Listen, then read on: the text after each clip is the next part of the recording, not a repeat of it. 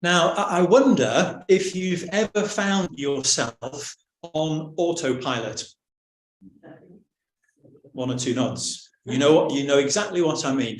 You're going somewhere new, and yet you find yourself ending up somewhere familiar.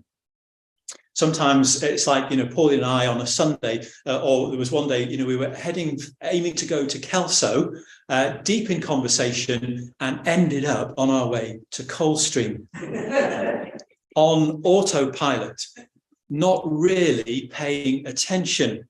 And so you find yourself ending up not where you wanted to be, not where you expected to be. And it's so very easy. And this morning, as you made your way here, I wonder, what was on your mind? Or, to put it another way, where was your mind? I need to see so-and-so about. I must catch this person before the service finishes. I need to. We're all together. And coming to church can be oh so familiar, that I wonder how often, if we're honest, we can find ourselves coming on autopilot, knowing that we're coming to meet with God, yet finding our minds on so many other things that actually we find ourselves not where we wanted or where we expected to be.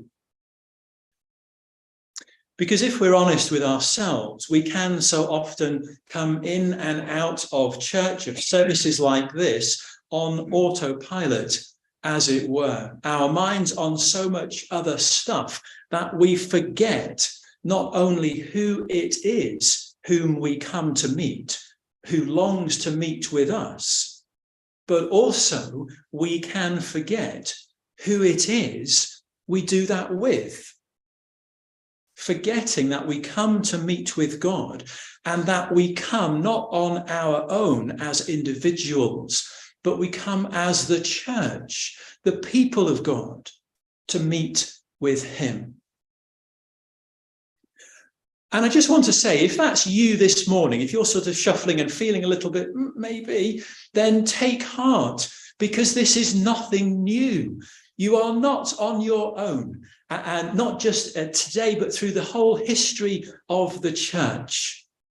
From its very earliest days, the church shows us that we are prone to coming on autopilot.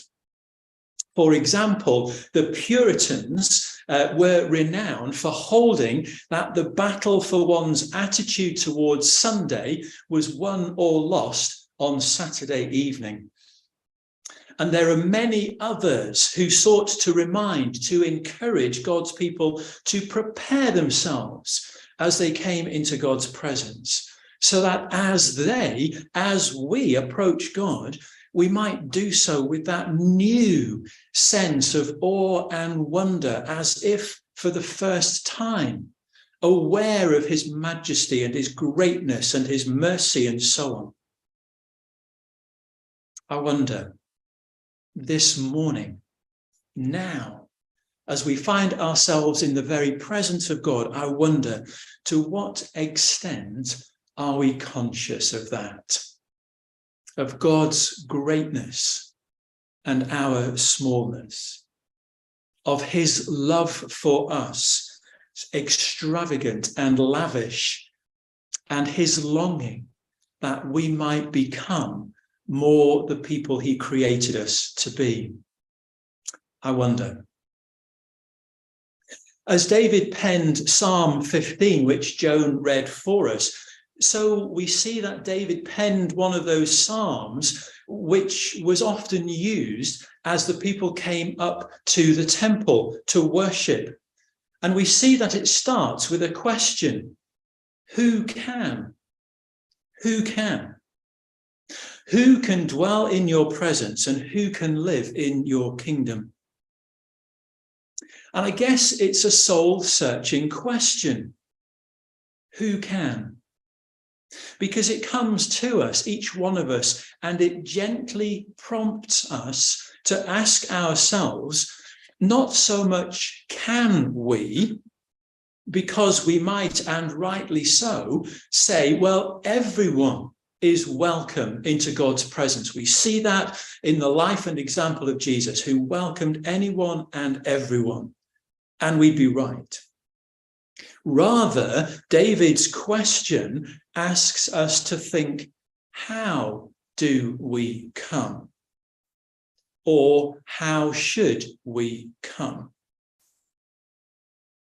How do we come?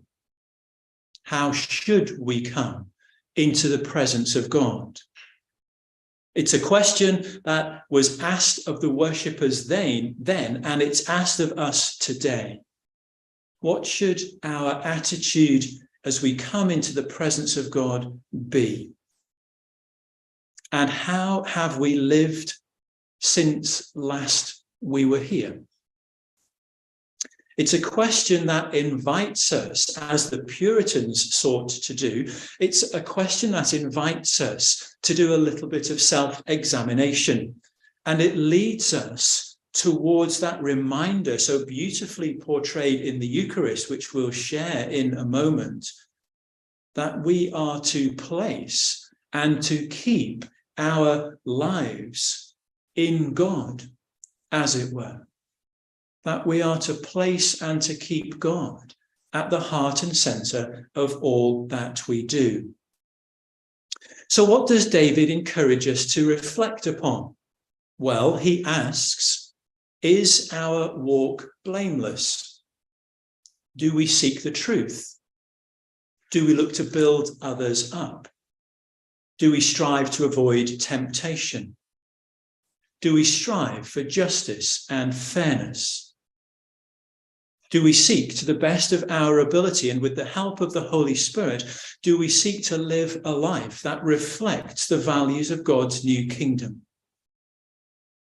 Or do we live our Christian life on autopilot, allowing so many other things to keep moving us away from the new and toward the comfortably familiar? All of our readings today echo something of this opportunity for self-reflection, the call to nudge our lives a little closer to the way that God calls us to live. In a moment, we'll share communion together, and we'll say and we'll hear the words of what we call the Eucharistic prayer. And as we do, then my prayer for each of us, myself included, is that we may hear them as for the first time. The freshness, the challenge, the comfort, the hope that they bring to us. And as we do, that we might be reminded that here, together, we meet with God. And God meets with us.